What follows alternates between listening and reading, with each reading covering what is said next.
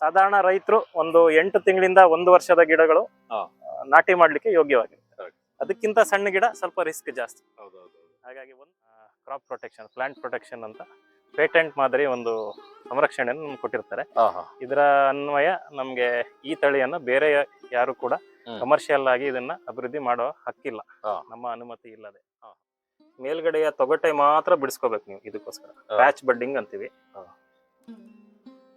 ಸಾಧಾರಣ ಒಂದು 1 ಇಂಚ್ ಉದ್ದದಷ್ಟು ತೆಗೆದ ಕೂಡಲೇ ಈ ತರ ಎಲೆಗಳನ್ನ ಬೇರ್ಪಡಿಸ್ಬೇಕು. ಇಲ್ಲಿದ್ರೆ ಕಡ್ಡಿಲಿರುವ ಸಾರಾಂಶ ಎಲ್ಲ ಗಾಳಿಗೆ ಹೋಗ್ಬಿಡುತ್ತೆ. ತೇವಾಂಶ ಕಳ್ಕೊಂಡ್ಮೇಲೆ ಸಕ್ಸಸ್ ರೇಟ್ ಕಮ್ಮಿ ಆಗುತ್ತೆ.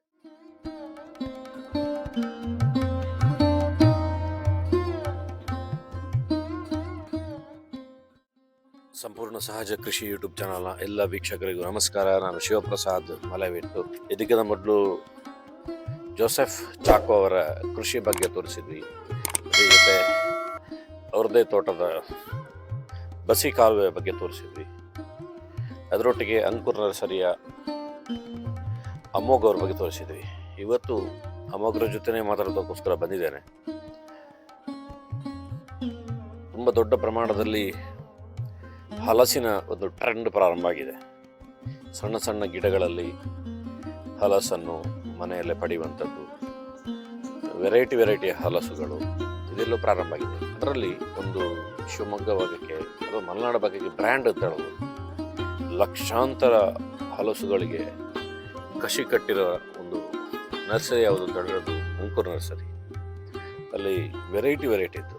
ಎಷ್ಟು ವೆರೈಟಿ ಅಂತ ಹೇಳಿದ್ರೆ ಒಂದು ಬ್ರ್ಯಾಂಡ್ ಇದೆ. ಇಡೀ ದೇಶದಲ್ಲಿ ಅವರಿಗೆ ಅದರ ಪೇಟೆಂಟ್ ಸಿಕ್ಕಿದೆ. ಅದರ ಮೆದರ್ ಪ್ಲಾಂಟ್ ಇರೋದು ಅವ್ರ ಹತ್ರ ಮಾತ್ರ. ಇಂಥ ಒಂದು ಸಿಸ್ಟಮೆಟಿಕ್ ಆಗಿರೋ ನರ್ಸರಿಯ ಕಣ್ಣು ಕಸಿಯ ಬಗ್ಗೆ ಅಮೋಘರು ಅದ್ಭುತವಾಗಿರುವಂಥ ಒಂದು ಮಾಹಿತಿಯನ್ನು ಕೊಡ್ತಾರೆ. ಬನ್ನಿ, ಇಷ್ಟು ಡೆಪ್ತ್ ಮಾಹಿತಿ ಬೇರೆಲ್ಲೂ ನಿಮಗೆ ಸಿಗ್ಲಿಕ್ಕಿಲ್ಲ.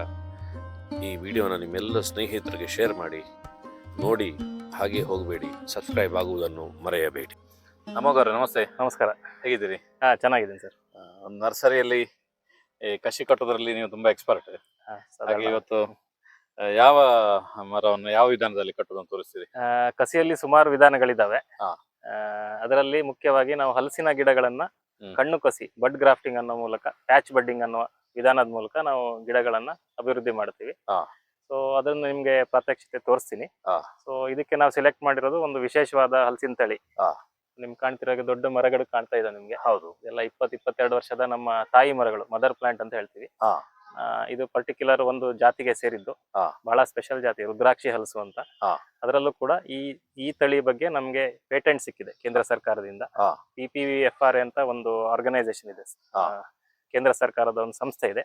ಅದರಲ್ಲಿ ರೈತರಿಗೆ ಹಕ್ಕುಗಳನ್ನು ನೀಡ್ತಾರೆ ಅವರ ತಳಿಗಳ ಮೇಲೆ, ಅಂದ್ರೆ ಅವರಾಗಿ ಅಭಿವೃದ್ಧಿ ಮಾಡಿರೋ ತಳಿಗಳ ಮೇಲೆ. ಸೊ ಈ ತಳಿಯನ್ನ ನಮ್ಮ ಅಜ್ಜಿಯವರು ಬೀಜವನ್ನು ಬಿತ್ತಿ ಬೆಳೆಸಿರೋ ಮರಕ್ಕೆ ಈ ಲಕ್ಷಣ ಇರುವ ಹಣ್ಣುಗಳು ಬಹಳ ಅತ್ಯುತ್ತಮವಾದ ರುದ್ರಾಕ್ಷಿ ಹಲಸು ಅಂತ. ಪುಟ್ಟ ಗುಂಡಿಕಿರುವ ಹಲಸು, ತುಂಬಾ ಸೊಳೆ ಇರುತ್ತೆ, ತುಂಬಾ ರುಚಿಕರವಾಗಿರುತ್ತೆ. ಈ ಪರ್ಟಿಕ್ಯುಲರ್ ತಳಿಗೆ, ಹಳದಿ ರುದ್ರಾಕ್ಷಿಗೆ, ನಮ್ಮ ಕೇಂದ್ರ ಸರ್ಕಾರದಿಂದ PPVFRA ಸಂಸ್ಥೆಯ ಮೂಲಕ ಕ್ರಾಪ್ ಪ್ರೊಟೆಕ್ಷನ್, ಪ್ಲಾಂಟ್ ಪ್ರೊಟೆಕ್ಷನ್ ಅಂತ ಪೇಟೆಂಟ್ ಮಾದರಿ ಒಂದು ಸಂರಕ್ಷಣೆಯನ್ನು ನಮ್ಗೆ ಕೊಟ್ಟಿರ್ತಾರೆ. ಇದರ ಅನ್ವಯ ನಮ್ಗೆ ಈ ತಳಿಯನ್ನ ಬೇರೆ ಯಾರು ಕೂಡ ಕಮರ್ಷಿಯಲ್ ಆಗಿ ಇದನ್ನ ಅಭಿವೃದ್ಧಿ ಮಾಡೋ ಹಕ್ಕಿಲ್ಲ, ನಮ್ಮ ಅನುಮತಿ ಇಲ್ಲದೆ. ಸೊ ಈ ತಳಿಯ ಮೇಲೆ ನಮ್ಗೆ ಸಂಪೂರ್ಣ ಹಕ್ಕು ಕೊಟ್ಟಿರ್ತಾರೆ. 18 ವರ್ಷದ ಮಟ್ಟಿಗೆ ನಮ್ಗೆ ಹಕ್ಕು ಸಿಕ್ಕಿದೆ. ಕಳೆದ ವರ್ಷ 2024 ಸಿಕ್ಕಿದೆ. ಸೊ ಈ ಕಣ್ಣು ಕಸಿ ಎಂಬ ವಿಧಾನದಿಂದ ನಾವು ಜನರಲ್ ಆಗಿ ಹಲಸಿನ ತಳಿಗಳನ್ನ ಅಭಿವೃದ್ಧಿ ಮಾಡ್ತೀವಿ. ಸೊ ಈ ಹಳದಿ ರುದ್ರಾಕ್ಷಿ ಅಂತ ಏನು ನಿಮ್ಗೆ ಈಗ ಸ್ಕ್ರೀನ್ ಅಲ್ಲಿ ಕಾಣಬಹುದು ನಮ್ಮ ಫೋಟೋಗಳು ಈ ತಳಿಯ ಬಗ್ಗೆ. ಸೊ ಇದರ ಕಣ್ಣು ಕಸಿ ಮಾಡಿ ಅಭಿವೃದ್ಧಿ ಹೆಂಗ್ ಮಾಡೋದು, ಗಿಡಗಳನ್ನು ಮಲ್ಟಿಪ್ಲೈ ಹೆಂಗ್ ಮಾಡೋದು ಅನ್ನೋದು ತೋರ್ಸ್ಕೊತೀನಿ ನಿಮ್ಗೆ. ಸೊ ಮೂಲ ನಿಮ್ಗೆ ಈ ತಾಯಿ ಮರಗಳು ಬೇಕು, ಸರಿಯಾಗಿ ಫಲ ಕೊಡುವ ಹಂತಕ್ಕೆ ಬಂದಿರುವಂತ, ದಷ್ಟಪುಷ್ಟವಾಗಿ ಬೆಳೆದಿರುವಂತ ಆಯಾ ಜಾತಿಯ ತಾಯಿ ಮರಗಳು ಬೇಕು. ಇದು ಹಳದಿ ರುದ್ರಾಕ್ಷಿಯ ತಾಯಿ ಮರ ನಮ್ಮಲ್ಲಿರೋದು. ಸೊ ಕಣ್ಣು ಕಸಿಯಲ್ಲಿ ಸಕ್ಸಸ್ ರೇಟ್ ಇಂಪ್ರೂವ್ ಆಗ್ಬೇಕಂದ್ರೆ ಆದಷ್ಟು ಸಯನ್ ಸಿಲೆಕ್ಷನ್ ಅಂತ ಹೇಳ್ತೀವಿ. ಈ ತಾಯಿ ಮರದಿಂದ ಒಂದು ಪಾರ್ಟ್ ಸಯನ್ ಅಂತ ಹೇಳ್ತೀವಿ, ಕಡ್ಡಿಯನ್ನ ಸಿಲೆಕ್ಟ್ ಮಾಡುವಂತದ್ದು. ಆದಷ್ಟು ಬೆಳಕಿಗೆ ಚಾಚ್ಕೊಂಡಿರುವಂತದ್ದು, ಸರಿಯಾಗಿ ಆಕ್ಟಿವ್ ಆಗಿ ಡೆವಲಪ್ ಆಗ್ತಿರೋ ಪೋರ್ಷನ್ ಇಂದ ಕಡ್ಡಿಗಳನ್ನು ಸೆಲೆಕ್ಟ್ ಮಾಡಿದ್ರೆ ನಮ್ಗೆ ನಾವು ಕಸಿ ಮಾಡಿದಾಗ ಅದೇ ಫಲಿತಾಂಶ ಚೆನ್ನಾಗಿ ಬರುತ್ತೆ. ಸೊ ನಿಮ್ಗೆ ಇಲ್ಲಿ ಬಂದಾಗ ನೆರಳಲ್ಲಿ ಈ ತರ ಅಂಕುಡೊಂಕಾಗಿರೋದೆಲ್ಲ ವೀಕ್ ಆಗಿರೋ ಇದರಿಂದ ಮಾಡಿದ್ರೆ ಗಿಡ ಸಕ್ಸಸ್ ಆದ್ರೂ ಕೂಡ ಹಾ. ಗಿಡದ ಬೆಳವಣಿಗೆ ಕುಂಠಿತವಾಗ್ಬೋದು. ಹಾ. ಸೊ ಹಾಗಾಗಿ ಸ್ವಲ್ಪ ಬಿಸಿಲಿಗೆ ಚಾಚ್ಕೊಂಡು ಹಾ. ಸ್ವಲ್ಪ ನೇರವಾಗಿ ಹೊರಟಿರುವಂತ ಹಾ. ಸಯನ್ಗಳನ್ನ ಆಯ್ಕೆ ಸೆಲೆಕ್ಟ್ ಮಾಡ್ಕೊಳ್ಳಿ. ಮಾಡಬೇಕು. ಈಗ ನಿಮ್ಗೆ ಇದು ಕಾಣ್ತಾ ಇರ್ಬೋದು, ನಿಮ್ಗೆ ಹಾ. ಸ್ಟ್ರೈಟ್ ಇದೆ, ಹೌದು. ಬಿಸಿಲಿಗೆ ಚಾಚ್ಕೊಂಡಿದೆ. ಹ್ಮ್. ಸೊ ಇಂಥ ಕಡ್ಡಿಗಳನ್ನ ಸೆಲೆಕ್ಟ್ ಮಾಡಬೇಕು. ಹಾ. ಸೊ ತೆಗೆದ ಕೂಡಲೇ ಈ ತರ ಎಲೆಗಳು. ಎಲೆಗಳನ್ನ ಹಾ. ಬೇರ್ಪಡಿಸ್ಬೇಕು. ಇಲ್ಲಿದ್ರೆ ಹಾ. ಕಡ್ಡಿಲಿರುವ ಸಾರಾಂಶ ಎಲ್ಲ ಗಾಳಿಗೆ ಹೋಗ್ಬಿಡುತ್ತೆ. ಹಾ. ತೇವಾಂಶ ಕಳ್ಕೊಂಡ್ಮೇಲೆ ಸಕ್ಸಸ್ ರೇಟ್ ಕಮ್ಮಿ ಆಗುತ್ತೆ. ಹಾ. ಸಾಮಾನ್ಯವಾಗಿ ನಾವು ತುಂಬಾ ಗಿಡ ಮಾಡ್ಬೇಕಾದ್ರೆ, ಈಗ ಪ್ರಾತ್ಯಕ್ಷಿತೆಗೆ ಒಂದು ಕಡ್ಡಿ ತೆಗ್ದಿದ್ದೇನೆ. ಹಾ. ತುಂಬಾ ಗಿಡ ಮಾಡ್ಬೇಕಾದ್ರೆ ನಾವು ಹ್ಮ್. ಸಾಧಾರಣ ಒಂದು 50-60 ಕಡ್ಡಿ ಈ ತರ ಆಯ್ಕೆ ಮಾಡಿ ಹ್ಮ್. ಆದಷ್ಟು ಗಿಡ ತುದಿಗೆ ಹೋಗಿ ತೆಗಿತೀವಿ ನಾವು, ಹ್ಮ್. ಬೆಳಕಿಗೆ ಚಾಚ್ಕೊಂಡಿರೋದು. ಹ್ಮ್. ಈ ತರ ಕಣ್ಣುಗಳಿಂದ ಕಣ್ಣಿಗೆ ಸ್ವಲ್ಪ ವ್ಯತ್ಯಾಸ ಇರುವ ಹಾಗೆ, ಹ್ಮ್. ಉದ್ದುದ್ದ ಇರುವ ಹಾಗೆ, ಹ್ಮ್. ಪ್ಲಸ್ ಈ ಕಣ್ಣು ಆಕ್ಟಿವ್ ಇರುವ ಹಾಗೆ ನಾವು ಹ್ಮ್. ಸಿಲೆಕ್ಟ್ ಮಾಡ್ತೇವೆ. ಹಾ. ಅಂದ್ರೆ ಇಲ್ಲೇನು ಇನ್ನು ಕಣ್ಣು ಮುಂದುವರಿಲಿಕ್ಕೆ ಸ್ಟಾರ್ಟ್ ಮಾಡಿಲ್ಲ, Correct. ಮೊಳಕೆ ಹೊಡಿಲಿಕ್ಕೆ ಸ್ಟಾರ್ಟ್ ಮಾಡಿಲ್ಲ. ಹೌದು. ಆದ್ರೆ ಇನ್ನೇನು ಮೊಳಕೆ ಹೊಡಿತದೆ ಅನ್ನೋ ಸ್ಟೇಜ್ ಅಲ್ಲಿ ಇದೆ. ಹಾ, ಹಾ, ಹಾ. ಸೊ ಕಾಣ್ತಾ ಇದೆಯಾ? ಹಾ, ಕಾಣ್ತದೆ, ಕಾಣ್ತದೆ. ಸೊ ಇದು ಆಕ್ಟಿವ್ ಬಡ್ಸ್ ಇವೆಲ್ಲ. ಹ್ಮ್. ಜಸ್ಟ್ ಹೌದು. ಕಣ್ಣಿಗೆ ಕಾಣ್ಬೋದು ಅಥವಾ ಕಣ್ಣಿಗೆ ಕಾಣದೇ ಇರೋ ಹಂತದಲ್ಲಿ ಇರ್ಬೋದು. ಹೌದು, ಹೌದು. ಕಣ್ಣಿಗೆ ಕಂಡು ಆಲ್ರೆಡಿ ಮುಂದುವರೆದಿದ್ರೆ ಅದು ಫೇಲ್ ಆಗಲ್ಲ. ಹೌದು. ಫೇಲ್ ಆಗ್ಬಿಡ್ತದೆ. ಹಾ. ಸೊ ಈ ತರ ಆಕ್ಟಿವ್ ಇರೋ ಕಡ್ಡಿನ ಆಯ್ಕೆ ಮಾಡ್ಕೋಬೇಕು. Correct, correct. ಇದನ್ನ ಹೇಗೆ ಮಾಡೋದು ಅಂತ ಮುಂದಿನ ಹಂತದಲ್ಲಿ ತೋರಿಸ್ಕೋಬಹುದು. ಹ್ಮ್. ಸೊ ಇದಕ್ಕೆ ಬೇಕಾಗಿರೋ ಸಲಕರಣೆಗಳಂದ್ರೆ ಒಂದು ಹರಿತವಾದ ಒಂದು ಚಾಕು, ಹ್ಮ್. ಗ್ರಾಫ್ಟಿಂಗ್ ನೈಫ್ ಅಂತಾನೆ ಸಿಗುತ್ತೆ ಬೇಕಾದ್ರೆ. ಹ್ಮ್. ಇಲ್ಲ ನಿಮ್ಮ ಹತ್ರ ಇರೋದು ಯಾವುದೇ ರೀತಿ ಹರಿತವಾದ ಚಾಕುವಿನ ಹಾಗೆ ಇರುವಂತ ಒಂದು ಹರಿತವಾದ ಇದು ಏನಂತೀರಿ, ಬ್ಲೇಡ್ ಅಂತ ಹೇಳ್ಬೋದು. ರೇಡಿಯಂ ಕಟ್ಟರ್ ಅಂತ ಬರುತ್ತೆ ನಿಮಗೆ, ಹ್ಮ್. ಲೋಕಲ್ ಮಾರ್ಕೆಟ್ ಅಲ್ಲಿ ಸಿಗುತ್ತೆ. ಗೊತ್ತಾಯ್ತು. ಸ್ಟಿಕ್ಕರ್ ಕಟ್ಟರ್ ಅಂತ ಸಿಗುತ್ತೆ, ಹೌದು. ಅದನ್ನ ಕೂಡ ಬಳಕೆ ಮಾಡಬಹುದು. ಹಾ. ಏನೂ ಇಲ್ಲ ಅಂದ್ರೆ ನಮ್ಮ ಬ್ಲೇಡ್ ಇರುತ್ತಲ್ಲ, ಶೇವಿಂಗ್ ಬ್ಲೇಡ್, ಅದನ್ನ ಕೂಡ ಬಳಕೆ ಮಾಡಬಹುದು. ಹಾ. ಸೊ ನಿಮ್ಗೆ ಯಾವ್ದು ಅನುಕೂಲ ಆಗತ್ತೆ ಅದು. ಹಾಗೆ. ಸೊ ಒಂದು ಹರಿತವಾದ ಚಾಕು, ಮತ್ತೆ ಈ ಕಸಿ ಮಾಡಿದ ನಂತರ ಅದನ್ನ ಸುತ್ತಲಿಕ್ಕೆ ಬೇಕಾಗಿ ಒಂದು ಪ್ಲಾಸ್ಟಿಕ್ ನಿಂದ ತಯಾರಿ ಮಾಡಿರುವಂತ ಹಾ. ಒಂದು ಟೇಪ್, Tape. ಗ್ರಾಫ್ಟಿಂಗ್ ಟೇಪ್ ಅಂತ ಹೇಳ್ತಾರೆ, ಸಿಗುತ್ತೆ ರೆಡಿಮೇಡ್. ಹಾ. ಇದನ್ನ ನಾವೇ ಸ್ವತಃ ತಯಾರು ಮಾಡ್ಕೊಂಡಿರ್ತೇವೆ. ಹಾ. ಸೊ ಇದು ಹೇಗಿರುತ್ತಂದ್ರೆ ಈ ತರ ಎಳೆದಾಗ ಸ್ಟ್ರೆಚ್ ಆಗ್ಬೇಕು, ಉದ್ದಾಗತ್ತೆ. ಎಳೆದಾಗ ಸ್ಟ್ರೆಚ್ ಹಾ. ಆಗ್ಬೇಕು, ಬ್ರೇಕ್ ಆಗ್ಬಾರ್ದು. ಗೊತ್ತಾಯ್ತು, ಗೊತ್ತಾಯ್ತು. ಆವಾಗ ನಾವು ಹೀಗೆ ಕಟ್ಟಿದಾಗ ಒಂದು ಚೂರು ಏರ್ ಗ್ಯಾಪ್ ಇಲ್ಲದೆ ಹಾ. ಹೊರಗಿನ ಗಾಳಿ ನಮ್ಮ ಹಾ. ಗಾಯಕ್ಕೆ ಹ್ಮ್. ಸಂಪರ್ಕ ಬರದೇ ಇದ್ದ ಹಾಗೆ ಒಂದು ಪ್ಲಾಸ್ಟರ್ ಮಾಡೋದು. ಹ್ಮ್. ನಮ್ಮ ಗಾಯಕ್ಕೆ ಹೇಗೆ ನಾವು ಪ್ಲಾಸ್ಟರ್ ಮಾಡ್ಕೋತೀವಿ ಅದೇ ತರ ಒಂದು ಪ್ಲಾಸ್ಟಿಕ್ ಟೇಪ್ ಬೇಕು ಕರೆಕ್ಟ್ ಆಗಿ ಸುತ್ತಲಿಕ್ಕೋಸ್ಕರ. ಸೊ ಮಾಡುವ ವಿಧಾನ ಸ್ವಲ್ಪ ಸಿಂಪಲ್, ಹ್ಮ್. ಸುಲಭವಾದ ವಿಧಾನ. ಹ್ಮ್. ಆದ್ರೆ ಅದು ಕರೆಕ್ಟ್ ಆಗಿ ಪ್ರಾಕ್ಟೀಸ್ ಮಾಡಿದ್ರೆ ಮಾತ್ರ ಕೈಗೆ ಕೂತ್ಕೊಳ್ತದೆ. ಹ್ಮ್. ಸೊ ಇನ್ನು ಬೇಕಾಗೋದು ನಿಮ್ಗೆ ಸ್ಟಾಕ್ ಪ್ಲಾಂಟ್ ಅಂತ ಹೇಳ್ತೇವೆ, ರೂಟ್ ಸ್ಟಾಕ್ ಅಂತ ಹೇಳ್ತೇವೆ ಇಂಗ್ಲಿಷ್ ನಲ್ಲಿ. ಹ್ಮ್. ಸೊ ಇದು ಯಾವುದೋ ಒಂದು ಹಲಸಿನ ಬೀಜವನ್ನು ಬಿತ್ತಿ ಹ್ಮ್. ಸಾಧಾರಣ ಒಂದು 3 ತಿಂಗಳು ಬೆಳೆದ ಹ್ಮ್. ಒಂದು ಪೆನ್ಸಿಲ್ ಗಾತ್ರಕ್ಕೆ ದಪ್ಪವಾಗಿ ಬೆಳೆದಂತ ಹ್ಮ್. ಒಂದು ಗಿಡ, ಹಲಸಿನ ಗಿಡ. ಹಾ. ಸೊ ಇದಕ್ಕೆ ರೂಟ್ ಸ್ಟಾಕ್ ಅಂತ ಹೇಳ್ತೀವಿ. ಇದಕ್ಕೆ ಯಾವ್ದಾದ್ರು ಆಗತ್ತೆ? ಯಾವ ಹಲಸಿನ ಬೀಜದಿಂದ ಮಾಡಿರೋ ಗಿಡ ಆದ್ರೂ ಆಗತ್ತೆ. ಹಾ. ಯಾವ ಉತ್ತಮ ಜಾತಿದೆ ಆಗ್ಬೇಕಂತಿಲ್ಲ. ಹಾ, ಹಾ, ಹಾ. ಸಾಧ್ಯವಾದಷ್ಟು ಲೋಕಲ್ ತಳಿ ಇರ್ಬೇಕು. ಹಾ. ಅಂದ್ರೆ ನಮ್ಮ ವಾತಾವರಣದಲ್ಲಿ ದಷ್ಟಪುಷ್ಟವಾಗಿ ಬೆಳೆದು ಒಳ್ಳೆ ಗಾತ್ರದ ಹಣ್ಣುಗಳು ಕೊಡ್ತಿರುವಂತ ಮರದ್ದು ಬೀಜ ಆದ್ರೆ, ಒಳ್ಳೆ ಗುಂಡುಕ್ಕಿರುವ ಉರುಟಾಗಿರುವ ಬೀಜ ಆದ್ರೆ, ಹ್ಮ್. ಅಂದ್ರೆ ಸ್ವಲ್ಪ ಗಟ್ಟಿ ಬರ್ಲಿ ಅಂತ ಹೇಳಿ ಕರೆಕ್ಟ್. ನಮ್ಮ ವಾತಾವರಣಕ್ಕೆ ಹ್ಮ್. ಗಟ್ಟಿಮುಟ್ಟಾಗಿ ಡೆವಲಪ್ ಆಗುವಂತ ಕೆಪಾಸಿಟಿ ಇರುತ್ತೆ ಅಂತ ಒಂದು ನಂಬಿಕೆ. ಹ್ಮ್. ಲೋಕಲ್ ಇದು ಸಿಲೆಕ್ಷನ್ ಮಾಡಿದ್ರೆ. ಹ್ಮ್. ಈ ವಿದೇಶಿ ಹೈಬ್ರಿಡ್ ತಳಿಗಳು ಜಾಸ್ತಿ ವರ್ಷ ಬದುಕದೇ ಇರುವಂತ ತಳಿಗಳ ಹಣ್ಣುಗಳಿಂದ ಬಂದ ಬೀಜ ಆದಷ್ಟು ಅವಾಯ್ಡ್ ಮಾಡೋದು ಒಳ್ಳೇದು. ಹೌದು. ಸೊ ಈ ತರ ಒಂದು ಸಾಧಾರಣ 2-3 ತಿಂಗಳು ಬೆಳೆದಂತಹ, ಹ್ಮ್. ಇನ್ನು ತುಂಬಾ ಗಟ್ಟಿ ಬ್ರೌನ್ ಕಲರ್ ಕಾಂಡ ಆಗದೆ ಇರುವಂತ, ಹಾ. ಸ್ವಲ್ಪ ಹಸಿರಿಂದ ಕೂಡಿರುವಂತ ಕಾಂಡ ಇರಬೇಕು. ಹಾ. ಅಂದ್ರೆ ತುಂಬಾ ಮೆಚೂರ್ ಆಗಿರ್ಬಾರ್ದು. ಹೌದು. ತುಂಬಾ ಹಳೆ ಗಿಡಕ್ಕೆ ಸಕ್ಸಸ್ ರೇಟ್ ಕಮ್ಮಿ ಬರುತ್ತೆ. ಹ್ಮ್. ಮತ್ತೆ ನಾವೇನು ಕಡ್ಡಿ ಮರದಿಂದ ತೆಗ್ದಿದ್ದೇವೆ ಹಾ. ಅದರ ಥಿಕ್ನೆಸ್ ಮ್ಯಾಚ್ ಆಗುವಂಗಿದ್ರೆ ಒಳ್ಳೇದು. ಹಾ. ಸೊ ಈಗ ಫಸ್ಟ್ ಆಯ್ಕೆ ಮಾಡ್ಕೋಬೇಕು ನೀವು ಯಾವ ಕಣ್ಣನ್ನು ಕಟ್ತೀರಿ ಅದನ್ನ. ಹ್ಮ್. ನಾನು ಈ ಕಣ್ಣು ಸೆಲೆಕ್ಟ್ ಮಾಡಿದ್ದೇನೆ. ಹಾ. ಸಾಧಾರಣ ಕಾಣುತ್ತಲ್ಲ. ಸೊ ಫಸ್ಟ್ ಏನ್ ಮಾಡ್ಬೇಕಂದ್ರೆ ಮೇಲ್ಗಡೆಯ ತೊಗಟೆ ಮಾತ್ರ ಬಿಡಿಸ್ಕೋಬೇಕು ನೀವು. ಇದಕ್ಕೋಸ್ಕರ ಹಾ. ಪ್ಯಾಚ್ ಬಡ್ಡಿಂಗ್ ಅಂತೀವಿ. ಹಾ. ಸಾಧಾರಣ 1 ಇಂಚ್ ಉದ್ದದಷ್ಟು ಈ ತರ 2 ಗೀಟ್ ಎಳೆದು, ಹಾ.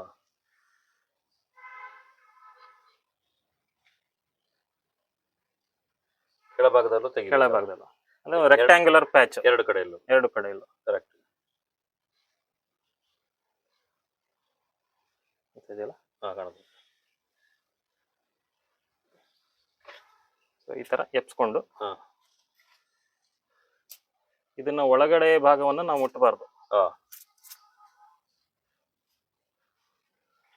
ಇದು ನಮ್ಮ ಪ್ಯಾಚ್ ಅಂತೀವಿ, ಹಾ. ಕಣ್ಣು. ಹಾ. ಸೊ ಇದರಲ್ಲಿ ಒಳಗಡೆಯ ಯಾವುದೇ ರೀತಿ ನಾರುಗಳು ಇರಬಾರ್ದು. ಹಾ. ಮತ್ತೆ ನಮ್ಮ ಮಣ್ಣು ಆಗಿರುವಂತ ಕೈಯಿಂದ ಆಗ್ಲಿ ಮುಟ್ಟಬಾರ್ದು. ಸೊ ಈ ಕಣ್ಣು ಆಕ್ಟಿವ್ ಇರ್ಬೇಕು ನಮ್ಗೆ. ಹಾ. ಸೊ ಅದೇ ಮುಂದೆ ಮೊಳಕೆ ಆಗಿ ಅದೇ ಗಿಡ ಆಗೋದು. ಕರೆಕ್ಟ್. ಸೊ ಇದು ಅಂಟ್ಕೊಳ್ಳೋದು ಹೋಗಿ. ಹಾ. ಸೊ ಇದನ್ನ ನಾವು ಇದಕ್ಕೆ ಅಂಟಿಸುವಂತದ್ದು. ಹಾ.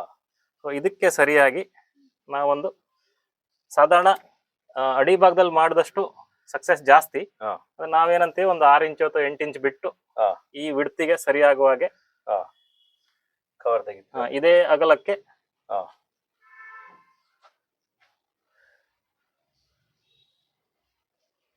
ಯಾವ್ದೇ ಕಾರಣಕ್ಕೆ ಇದಕ್ಕೆ ಓವರ್ಲ್ಯಾಪ್ ಆಗ್ಬಾರ್ದು. ಈ ಸಿಪ್ಪೆ ಬಂದು ಈ ಸಿಪ್ಪೆ ಮೇಲೆ ಕವರ್ ಆಗ್ಬೋದು, ಅವಾಗ ಅದು ಕೂಡುದಿಲ್ಲ. ನೇರದ ಒಳಗಡೆ ಕಾಂಡಕ್ಕೆ ಟಚ್ ಆಗ್ಬೇಕು. ಬೇಕಾದ್ರೆ ಸ್ವಲ್ಪ ಎಕ್ಸ್ಟ್ರಾ ಬಿಡಿಸ್ಕೊಂಡ್ರು ಅಡ್ಡ ಇದನ್ನ ನೀಟಾಗಿ ಟೇಪ್ ಮಾಡಬೇಕು. ಯಾವ್ದೇ ರೀತಿ ಅಂಟುಗಳನ್ನ ಬಳಸೋದಿಲ್ಲ, ಯಾವ್ದೇ ರೀತಿ ಕೆಮಿಕಲ್ ಗಳನ್ನ ಬಳಸೋದಿಲ್ಲ. ಕೆಲವರು ಏನ್ ಮಾಡ್ತಾರೆ, ಸ್ವಲ್ಪ ಬೆಳೆದಿರೋ ಅಂತ ಕಣ್ಣಿದ್ರೆ, ಅಂದ್ರೆ ಈ ಕಣ್ಣು ಆಲ್ರೆಡಿ ಮುಂದುವರಿಯೋ ಇಂಟು ಕಾಣ್ತಾ ಇದ್ರೆ ಈ ಟೇಪ್ ಒತ್ತುವಾಗ ಅದು ಅಪ್ಪಚ್ಚೆ ಆಗತ್ತೆ, ಪ್ರೆಸ್ ಆಗಿ ಅದು ಸತ್ತೋಗ್ತದೆ.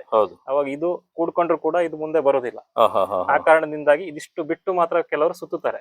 ಕರೆಕ್ಟ್, ಹಾಗೆ ಮಾಡ್ಬೋದು. ಇದು ಇನ್ನು ಟೆಂಡರ್ ಸ್ಟೇಜ್ ಅಲ್ಲಿ ಇದೆ. ಡೈರೆಕ್ಟ್ ಇಷ್ಟೇ ಗಂಟು ಹಾಕಿದ್ರೆ ಆಯ್ತು, ಲಾಕ್ ಆಯ್ತು. ಹೌದೌದು, ಲಾಕ್ ಆಯ್ತು. ಮತ್ತೆ ಇಲ್ಲ ಆದಷ್ಟು ನೆರಿಗೆ ಬೆಳೆದ ಇದ್ದಂಗೆ ಲೈಟ್ ಪಾಸ್ ಆಗುವಾಗ ಇರುತ್ತೆ. ಇಷ್ಟು ಪ್ರೊಸೀಜರ್ ನಿಮ್ಗೆ. ಸೊ ಇದನ್ನ ಸ್ವಲ್ಪ ಮಾಡಿ ಮಾಡಿ ಅನುಭವದ ಮೇಲೆ ಸಕ್ಸಸ್ ರೇಟ್ ಇಂಪ್ರೂವ್ ಆಗುತ್ತೆ. ಮತ್ತೆ ಯಾವಾಗ ಮಾಡ್ಬೇಕು ಅನ್ನೋದು ಇಂಪಾರ್ಟೆಂಟ್ ಆಗುತ್ತೆ. ತುಂಬಾ ನಮ್ಮ ವಾತಾವರಣದಲ್ಲಿ, ನಮ್ಮ ಶಿವಮೊಗ್ಗ ಜಿಲ್ಲೆಯ ವಾತಾವರಣದಲ್ಲಿ ತುಂಬಾ ಮಳೆಗಾಲ ಇದ್ದಾಗ ಮಾಡಿದ್ರೆ ಸಕ್ಸಸ್ ಬರೋದಿಲ್ಲ. ಸೊ ಸ್ವಲ್ಪ ಮಳೆ ಕಮ್ಮಿಯಾಗಿ ಸಾಧಾರಣ ಈಗಿನ ಹಂತ ಇನ್ ಮುಂದೆ ಮಾಡಬಹುದು. ಬಿಸಿಲು ಹೊಡಿಲಿಕ್ಕೆ ಸ್ಟಾರ್ಟ್ ಆಗಿ ಮಂಗಳೂರು ಸೈಡ್ ಅಲ್ಲೂ ಹಾಗೆ ಅಂತ ಹೇಳ್ಬೋದು. ಸಾಧಾರಣ ಮಂಗಳೂರು ಸೈಡ್ ಅಲ್ಲಿ ಸ್ವಲ್ಪ ಬೆಟರ್ ಪರ್ಸೆಂಟೇಜ್ ಬರುತ್ತೆ ನಮ್ಗಿಂತ ಜಾಸ್ತಿ. ಹೌದೌದು, ಅಂದ್ರೆ ನಮ್ಮ ಅನುಭವದ ಮೇಲೆ ಹೇಳುದು. ಸೊ ಅಲ್ಲಿ ಸಾಮಾನ್ಯ ಇದೇ ಟೈಮಲ್ಲಿ ಮಾಡ್ತಾರೆ. ತುಂಬಾ ಮಳೆ ಸುರಿತಿರುವ ಟೈಮಲ್ಲಿ ಮಾಡಿದ್ರೆ ಈ ಗಾಯಕ್ಕೆ ಇನ್ಫೆಕ್ಷನ್ ಆಗೋದಾಗ್ಲಿ, ಕೊಳೆ ಬರೋದಾಗ್ಲಿ ಆಗಿ ಸಕ್ಸಸ್ ತುಂಬಾ ಕಮ್ಮಿ ಬರ್ತದೆ. ಮಳೆಗಾಲದ ಒಂದು 4-5 ತಿಂಗಳು ಅವಾಯ್ಡ್ ಮಾಡಿದ್ರೆ ಒಳ್ಳೇದು. ಈಗ ಅಕ್ಟೋಬರ್ ಬೇಡ, ನವೆಂಬರ್ ಇಂದ ಮಾಡ್ಬೋದು. ನವೆಂಬರ್ ಇಂದ ಮೇ ತಿಂಗಳ ಒಳಗೆ ಮಾಡ್ಬೋದು. ಇದು ಮಾಡಿದ್ಮೇಲೆ ಇದು ರೈತರಿಗೆ ಬಹಳ ಉಪಯುಕ್ತ. ಯಾಕೆ ಅಂದ್ರೆ ಬೇರೆ ಯಾವ್ದೇ ಕಸಿ ವಿಧಾನ ಮಾಡಿದ್ರು ಕೂಡ ಅದಕ್ಕೆ ಪೂರಕವಾಗಿ ಕೆಲವೊಂದು ಸ್ಟ್ರಕ್ಚರ್ಸ್, ನಮ್ಮ ಗ್ರೀನ್ ಹೌಸ್ ಬೇಕಾಗತ್ತೆ, ಮಿಸ್ ಚೇಂಬರ್ ಅಂತ ಬೇಕಾಗತ್ತೆ. ಕೆಲವೊಂದು ವ್ಯವಸ್ಥೆಗಳು ಮಾಡಿದ್ರೆ ಮಾತ್ರ ಅದು ಈ ಹಂತದಿಂದ ಮೊಳಕೆ ಹೊಡೆದು ಬರುತ್ತೆ. ಬಡ್ಡಿಂಗ್ ವಿಧಾನದಲ್ಲಿ ಯಾವುದೇ ರೀತಿ ಗ್ರೀನ್ ಹೌಸ್ ಗಳು ಬೇಡ, ಯಾವುದೇ ರೀತಿ ಶೇಡ್ ನೆಟ್ ಗಳು ಬೇಡ, ಡೈರೆಕ್ಟ್ ಆಗಿ ಬಿಸಿಲಲ್ಲಿ ಇಡೋದು.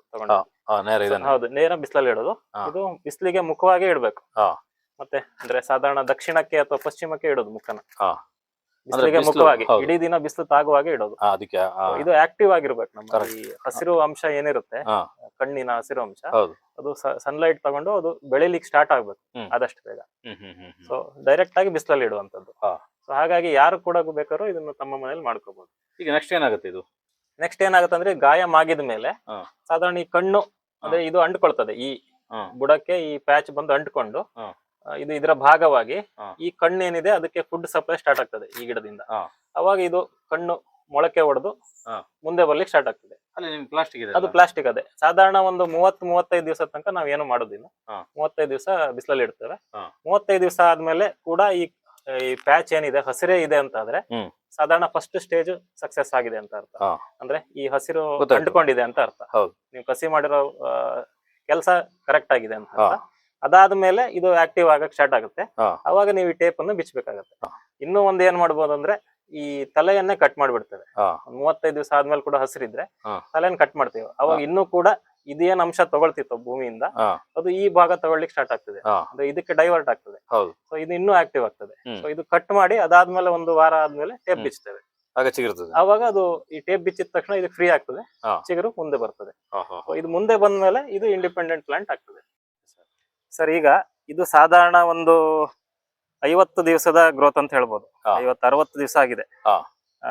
ಜಸ್ಟ್ ಟೇಪ್ ಬಿಚ್ಚಿ ಐ ಮೀನ್ ಕಸಿ ಮಾಡಿ ಒಂದು 45-50 ದಿವಸಕ್ಕೆ ಟೇಪ್ ಬಿಚ್ಚಿ ಆಮೇಲೆ ಮೊಳಕೆ ಬಂದು ಅದಾದ್ಮೇಲೆ ಸಾಧಾರಣ 1 ತಿಂಗಳು ಬೆಳೆದಿದೆ. ಇದು ಇನಿಷಿಯಲ್ ಸಣ್ಣ ಒಂದು ಕಣ್ಣಿನಿಂದ ಇಷ್ಟು ಡೆವಲಪ್ ಆಗಿದೆ ಅನ್ಕೊಳ್ಳೋ.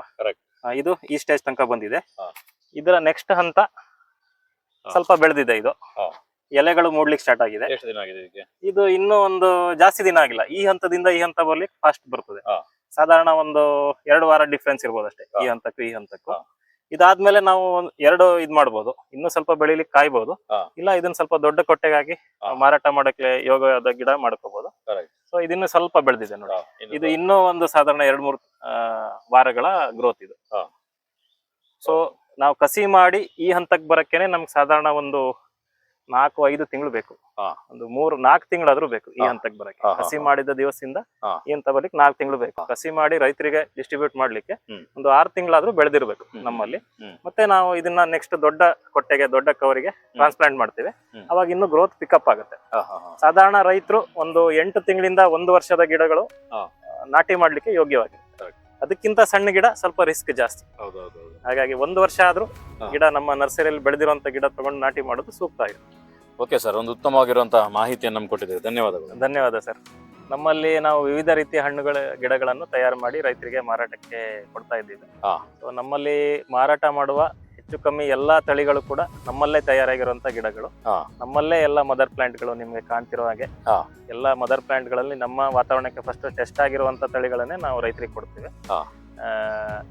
ಹಿಂಗೆ ವಿವಿಧ ರೀತಿಯ ಮದರ್ ಪ್ಲಾಂಟ್ಗಳಿದೆ ನಮ್ದು. ಆಲ್ಮೋಸ್ಟ್ 13 ಎಕರೆನಲ್ಲಿ ಸಾಧಾರಣ 1 ಎಕರೆ ಜಾಗ ಮಾತ್ರ ನಾವು ನರ್ಸರಿಗೆ ಸೀಮಿತವಾಗಿದ್ದು, ಉಳಿದ ಹೆಚ್ಚು ಕಮ್ಮಿ ಎಲ್ಲ ಜಾಗವನ್ನು ನಾವು ಮದರ್ ಪ್ಲಾಂಟಿಂಗ್ ಅಂತಾನೆ ಇಟ್ಕೊಂಡಿದ್ದೇವೆ.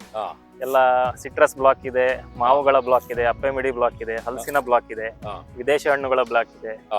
ಈಗ ನಿಮ್ಗೆ ಕಾಣ್ತಿರೋ ಹಾಗೆ ಚಕ್ಕೋತ, ಇದೊಂದು ಥೈಲ್ಯಾಂಡ್ ಮೂಲದ ಚಕ್ಕೋತ ಹಣ್ಣು, ಬಹಳ ಸಿಹಿ, ಒಂದು ಚೂರು ಕಹಿ ಬರುವುದಿಲ್ಲ. ನಮ್ಮಲ್ಲಿ ಟೆಸ್ಟ್ ಆಗಿ ಹಣ್ಣುಗಳನ್ನ ತಿಂದ ಮೇಲೆ ನಾವು ಇದು ಗಿಡ ಅಭಿವೃದ್ಧಿ ಮಾಡಿ ಕೊಡುವಂತದ್ದು. ಸೊ ನಿಮ್ಗೆ ಈ ತರದ ಒರಿಜಿನಲ್ ಕ್ವಾಲಿಟಿ ಗಿಡಗಳು ಬೇಕು ಅಂದ್ರೆ ನಮ್ಮಲ್ಲಿ ಸಂಪರ್ಕ ಮಾಡಿ. ಎಲ್ಲಾ ಟೈಮ್ ಎಲ್ಲಾ ಗಿಡಗಳು ಸಿಗೋದಿಲ್ಲ, ಎಲ್ಲದೂ ನಾವೇ ಮಾಡೋದ್ರಿಂದ ಕೆಲವೊಂದು ಗಿಡಗಳು ಲಭ್ಯತೆ ಇಲ್ಲದೆ ಇರಬಹುದು. ಅಲ್ಲಿ ಇದ್ದಾಗ ನಮ್ಮಲ್ಲಿ ಆಗಿರೋ ಗಿಡಗಳು ಮಾತ್ರ ನಿಮ್ಗೆ ಲಭ್ಯತೆ ಇರುತ್ತೆ. ಸೊ ಸಂಪರ್ಕ ಮಾಡಿ ಇದು ಮಾಡಿ. ಅದೇ ರೀತಿ ನಿಮ್ಮ ಚಾನಲ್ ವೀಕ್ಷಕರಿಗೂ ಕೂಡ ನಾವು ತುಂಬಾ ಚಿರಋಣಿ. ಇವರ ಚಾನಲ್ ನಾವು ಮುಂಚೆಯಿಂದ ನೋಡ್ಕೊ ಬರ್ತಾ ಇದ್ದೇವೆ. ನಮ್ಮ ಹಲವಾರು ಕೃಷಿಗೆ ಸಂಬಂಧಪಟ್ಟ ವಿಶೇಷವಾದ ಸಂಚಿಕೆಗಳನ್ನು ಮಾಡಿದ್ದಾರೆ. ನಮ್ಮ ಸ್ನೇಹಿತ ಬಳಗದಲ್ಲಿ ಸುಮಾರು ತುಂಬಾ ಶ್ರಮ ವಹಿಸಿದ ರೈತರಿಗೆ ಕೂಡ ಪರಿಚಯ ಮಾಡಿದ್ದೀರಿ ನೀವು. ಸೊ ನಿಮಗೂ ಕೂಡ ಒಳ್ಳೇದಾಗ್ಲಿ. ಮುಂದೆ ಕೂಡ ಈ ಥರ ಒಳ್ಳೊಳ್ಳೆ ಸ್ಪೆಷಲ್ ವಿಷಯಗಳ ಬಗ್ಗೆ ಜನರಿಗೆ ಮಾಹಿತಿ ಕೊಡಿ ಅಂತ ಹೇಳಿ ನಮ್ಮ ಧನ್ಯವಾದಗಳನ್ನು ಅರ್ಪಿಸಿ. Okay sir, thank you.